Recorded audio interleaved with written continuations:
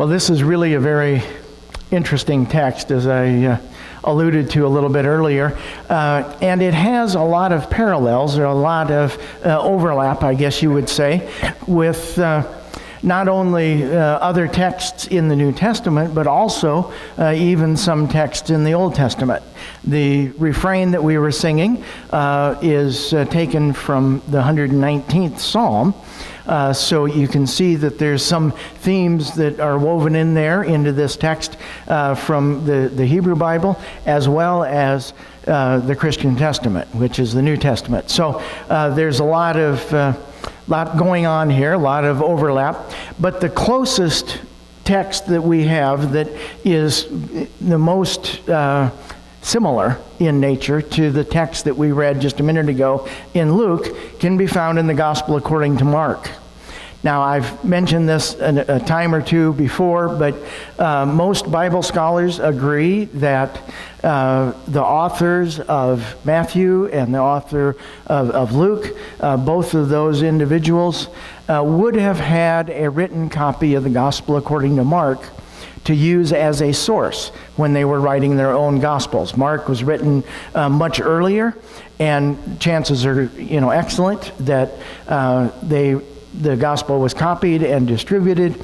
And so we find this text in Mark very similar to the text in Luke. And Bible scholarship indicates that, for the most part, Luke just copied it out of Mark and included it in his Gospel. So if we look at this text in Mark, we'll find, with a quick reading, that essentially it's the same message. It's the same thing. But there are a couple of changes that Luke made that I want us to really focus on and really begin to zero in on, because I think those changes are significant and they can greatly impact the way that we interpret this text in Luke, because it can be a little bit of a confusing text. So by identifying what's different in Luke, it kind of opens the door for us to be able to study it a little bit further.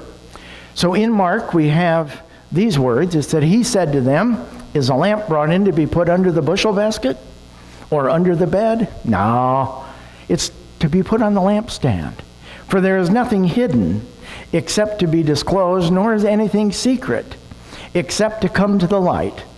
Let anyone with ears to hear listen.' And he said to them, 'Pay attention to what you hear. For the measure that you give will be the measure you get, and still more will be given to you. For to those who have, more will be given, and from those who have nothing, even what they have will be taken away.'" So I'm going to back up there just a second. One of the changes that Luke made, Mark here says, "Pay attention to what you hear." And in the Gospel according to Luke, and we'll look at this a little later, but I just want to have you aware of this. Luke says, "Pay attention to how you listen." Now, there's a huge difference between how you listen and what you hear. You have only a little bit of control over what you hear, or what information comes to you, or how things are in the world, or you get up in the morning and you haven't even had your coffee yet, and you walk out and you get the paper and you unfold it. You have no control at all, what that headline is. And it can be good news or it can be bad news, but it's tough to be careful or to pay attention to what you hear. But Luke says, pay attention to how you listen. And those are two very different things. Mark also says that the measure you give will be the measure you get. Now, this is a theme that is echoed a number of times throughout the New Testament. It's not beyond scholarship to indicate that there is some of this teaching that is out there. But Luke changes that also. He leaves out the direct reference to the fact that you are giving in terms of a financial aspect, or giving of your time, or even giving of your talent. Luke just says that to those who have, even more will be given. And this kind of opens the door for us to maybe interpret this metaphorically, allows us to see things a little bit differently. Because quite honestly, if you read this from a certain perspective, another way of saying what this text says in Mark is the rich get richer and the poor get poorer. And that is the antithesis of the New Testament. That is exactly the opposite of anything Jesus would say. Jesus was all about preferential treatment for the oppressed and the poor. And to think that Jesus would promote any kind of a doctrine that indicates that the rich get richer and the poor get poorer just doesn't make any sense. And so in order to make this text make some sense and have it fall into alignment with the rest of the New Testament, the rest of the gospel, the rest of the example that Jesus gave us, we need to dig a little deeper. We need to find out what's going on here. And we need to look at this text in maybe a new way. So we're going to go back and we're going to look at the text in Luke. And what I'd like for you to do is just simply forget everything that you think you know about this text. Okay? Just erase your mind, because where we're going is not in any Bible commentary anywhere. It won't be found in any review or any seminary classroom. It's all just my opinion. And that's all it is. But I think it's worthwhile. And as always, these are my ideas. These are my thoughts. They don't have to be your ideas or your thoughts, but I do ask that you think about it. So, verse 16 in the text in Luke says, "No one, after lighting a lamp, hides it under a jar or puts it under a bed, but puts it on the lampstand, so that those who enter may see its light." Now, there's tons and tons of references of light in the New Testament. God is light. Our very actions and our behavior is light. You know, you are the light of the world. Let your light shine before others. All of these references to light. But what I would like for you to think about this morning is light as a mindset. Light as how it is that you receive information.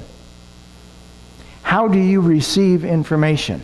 Now, you know, there's a little voice in our head, and everybody has that little voice in their head. There's no exceptions to this. But there is a little voice in our head that when we receive information, that little voice immediately wants to label that information. It's either good news or it's bad news. We're all familiar with the axiom, you know, oh, hey, I've got good news and I've got bad news. What do you want first, right? We've all heard that. What I'm suggesting is that light is a mindset. And if we stay in the light, if we persist in the light, we will always receive information as good news. We will always receive our circumstances, our experiences, whatever it is that happens to us, as hard as that is, with a positive attitude. This is also reflected other places in the New Testament and the Old Testament. You know, there's a psalm that says something about, you know, rejoice in the Lord always, and again I say rejoice. There's a song to that effect. We're told other places that we are to offer all things up to God, you know, in our prayers with thanksgiving. All things with thanksgiving. And we're reminded in Philippians, of course, that all things work together for our good. But in spite of all of those other scriptural references, we still have a tendency to listen to the little voice in our head, and when something doesn't quite line up for us, we say, oh, it's bad news again. Bad news. So think of the idea that light is a mindset. Light reflects how it is that you receive information. So we'll go on to verse 17. It says, "For nothing is hidden that will not be disclosed, nor is anything secret that will not become, will not manifest itself. and eventually come into the light. So let me see if this sounds familiar. You receive a little bit of bad news, and you think, oh man, I just don't want to think about that right now. You ever said that to yourself? I just don't want to think about that right now. Maybe I'll deal with that this weekend or, next week sometime. We want sometimes to take something that just is not, what we prefer to do, and we want to hide it away somewhere. We want to put it in the dark. We want to maybe keep it secret. We want to put it down there where maybe nobody will discover. And, as young people, perhaps you can think back to a day that you learned a really hard lesson where you thought that a problem ignored would eventually just go away. Anybody make that mistake, like when they were a teenager or, in their 20s? I know I did. And problems don't go away. They tend to fester, and they get bigger and bigger and bigger until you absolutely have to deal with them. And so what verse 17, I think, is saying is that not only are we to have the mindset that we receive all information in a positive way, but that we also bring every piece of information into the light, and we deal with it in the light, and we don't try to ignore it or hide it away or keep it secret in any form or fashion. So we've visited 2 verses so far. And it's completely different than anything that you've probably been exposed to before. And then verse 18 begins to tie all this together.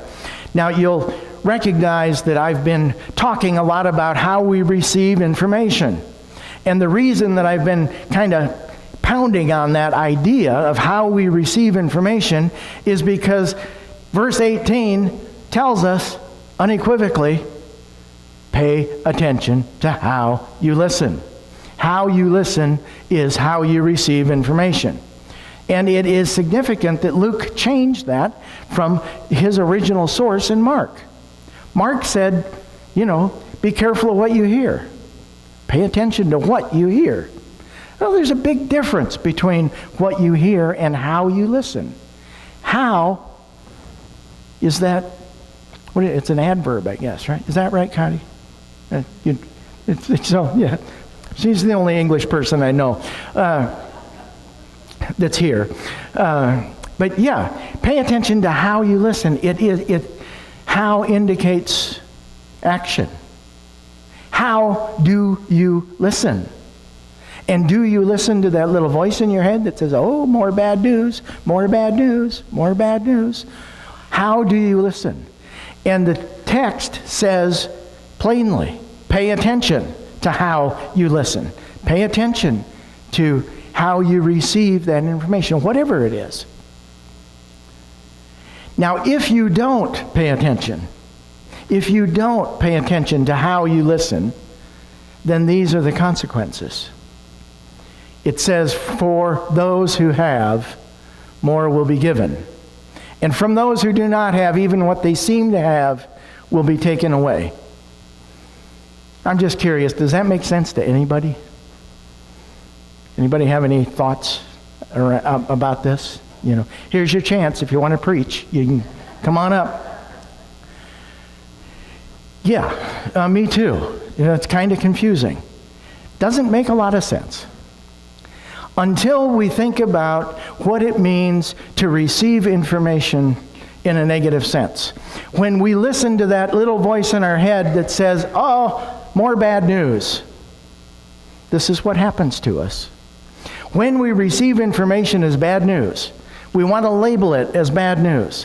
When we find ourselves in a circumstance or a situation that seems like, oh, this is really terrible, this is bad, the stock market just crashed, and those millions and millions that I had are now worth pennies. I'm ruined. It's bad news. What that does is it creates fear. When we receive information as bad news, it may create fear. And if we read this text, the back half of verse 18, if we read that text in the context of fear, it changes everything. Have a look at this. Pay attention to how you listen.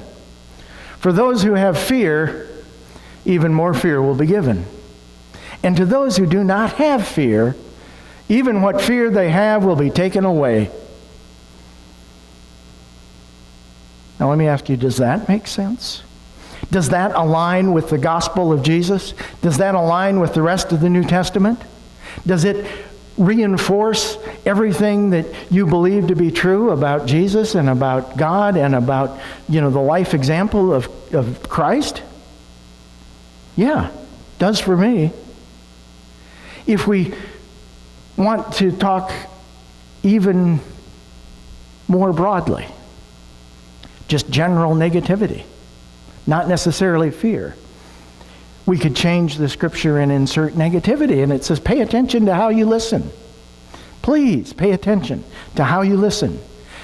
For those who have negativity, even more negativity will be given. And to those who do not have any negative feelings, even what negativity they have will be taken away. 3 little verses in Luke that Luke received as a source in the source document of the Gospel of Mark, and he read it, and he changed it just a little bit. And how significant were those changes? How did that open the door for us to be able to look at this in a new way, to be able to interpret the text and bring everything that was hard to understand into alignment with the balance of the New Testament? We have the option to pay attention to how we listen. It is a choice. But if we listen with fear, then our fear increases. And without fear, in the absence of fear, then there's no reason for us to bring everything into the light. We have no need to try to hide things away or to keep things in secret. For without fear, we bring everything into the light. We pay attention to how we listen. We listen without fear. And we bring everything into the light. It is a complete and total package in 3 little verses in Luke. And that, of course, is food for thought. Amen.